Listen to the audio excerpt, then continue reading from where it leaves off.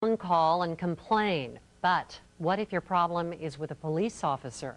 Maybe you felt you were mistreated during a traffic stop.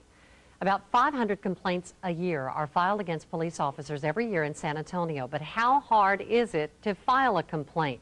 To find out, troubleshooter Brian Collister put the police to the test. 1380, 61,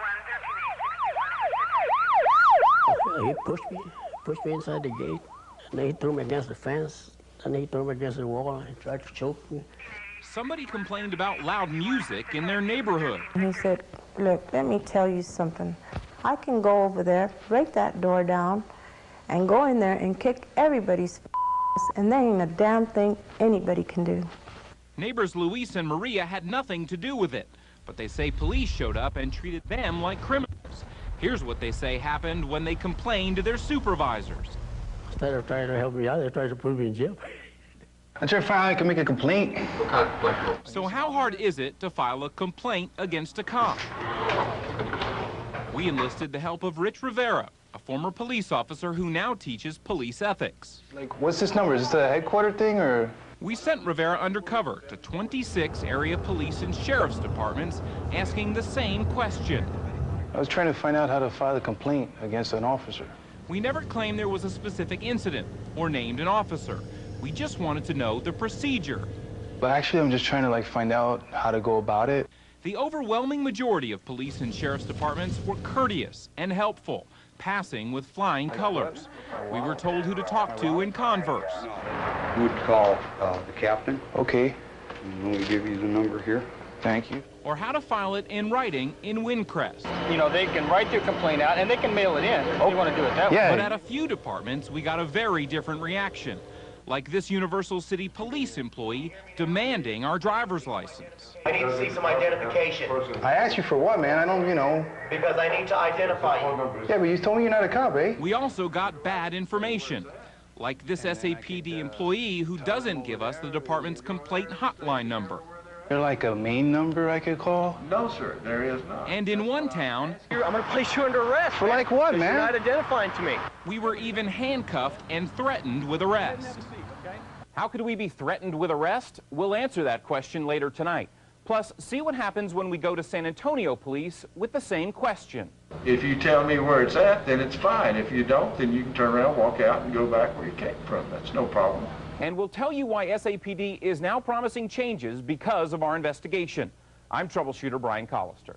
Good evening. While the Olympics take a break, we want to bring you more of our special troubleshooter undercover investigation. It is a police test that is already leading to changes in police procedures here. Now, we simply wanted to know what happens if you have a problem with an officer and you want to file a complaint.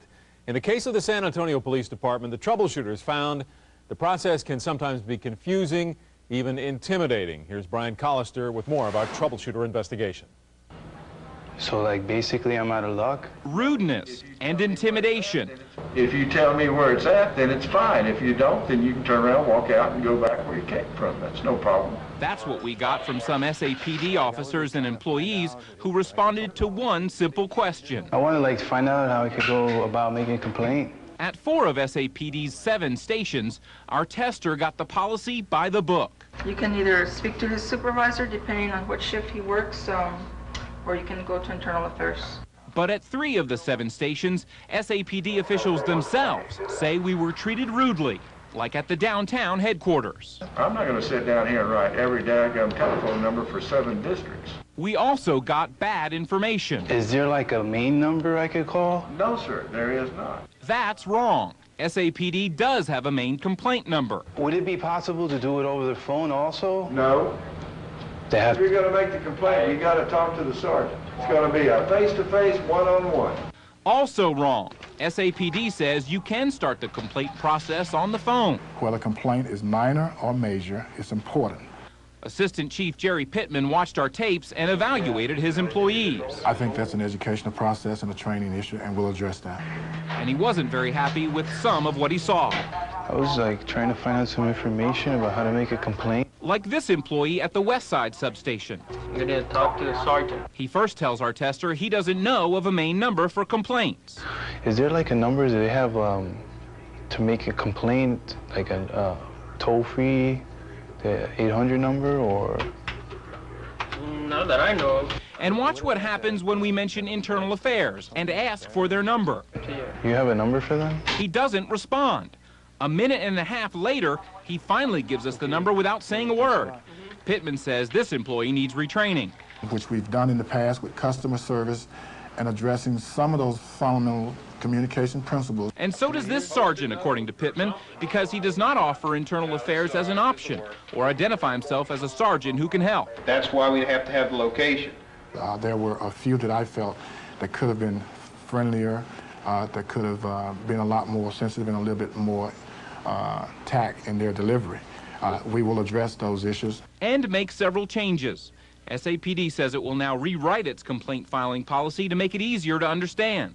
They'll put the new policy on their website and in brochures for every station. And only supervisors who take complaints will now ask questions about the incident and the officer. And finally, after seeing our video, SAPD says it will retrain all service agents and supervisors. I'm glad that you pointed it out to us, and I assure you it will be addressed. And you know, we're going to go to jail, okay? You're beginning to bother me. I need to see some identification. I asked you for what, man? I don't, you know. Because I need to identify you. You don't have any weapons on you or anything like that? No, nothing like that. We knew something was wrong. Yeah, I was trying to find out what the process is to make a complaint. As soon as we walked into the Universal City Police Department. What's the problem? Just listen to the response from this dispatcher working the front desk. When did this incident occur? I don't want to get into it, you know. I'm just trying to find out. Okay, sir, let me see your driver's license. That's right. The dispatcher demands our driver's license several times. When we ask why he needs it, look what happens. 124, I need you to 1019 PD, please, in the lobby. He actually dispatches an officer. ID is subject here in the lobby, who's refusing to ID. Refusing to ID? We checked, and failure to identify is only a crime if you're already under arrest or the witness to a crime. Our tester is only asking a question. And when the officer shows up, listen to what he says.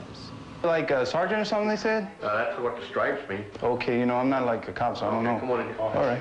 You don't have any weapons on you or anything like that? No, nothing like that. Weapons? We're not a suspect in a crime. I'm just trying to find out what the process is like. After being taken to the back of the station and with 2 police officers standing over us, we're finally told the procedure for filing a complaint. I'm satisfied with the action our department had taken. But off camera, the lieutenant admits his dispatcher was rude. He also says it's standard procedure to ask for ID and call in a supervisor if someone wants to file a complaint.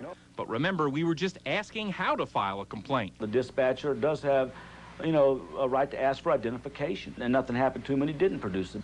I think that treatment was horrendous. I think it should be stopped immediately. But civil rights attorney Ed Pena believes the message sent is very clear. There's no question that the whole program here was to discourage the making of a complaint. We're going to go to jail, okay? You're beginning to bother me. You don't. But we went from rudeness and intimidation to the threat of arrest in Hollywood Park.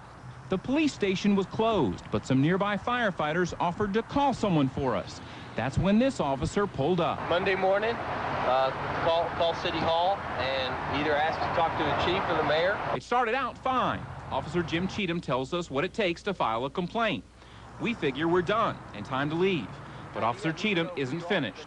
He wants information about us and any run-in we may have had with one of their officers. Yeah, I need to know who you are because I need to file a report tonight. Do you understand? Can't you, like, leave that blank? No, because I've been called over here now. And that's when the situation escalates. I was called over here to talk to you. Yeah. Complaint. You won't tell me who you are. Right. So I can technically arrest you on that? Arrest me? Yeah, I was called over here. Just let me have your ID. And For what, man? Like, I didn't do nothing, though. Failure to identify. But remember, failure to identify is not a crime if you're just asking a question. Yeah. You turn around. Before, turn around. Time out, officer. No, not turn. No time out. Before you said that I could call the chief. You said I could call the chief. I need to know who you are. That's when we showed up to ask some questions. But the officer was not happy to see our camera. Put the camera down, first of all. Why? Please. It's called failure identification. Officer, you're pushing. Please. Is there a law against that? Oh, my God. But even after we showed up, he put our tester in the car and takes him inside the police station. It came as a big surprise to our undercover tester, who used to be a cop and now teaches police ethics. What was I thinking? I was completely shocked. I didn't know what was going on. I mean, that's absurd to be getting locked up for asking a question. Later, when the officer's supervisor shows up, they release our tester without filing charges.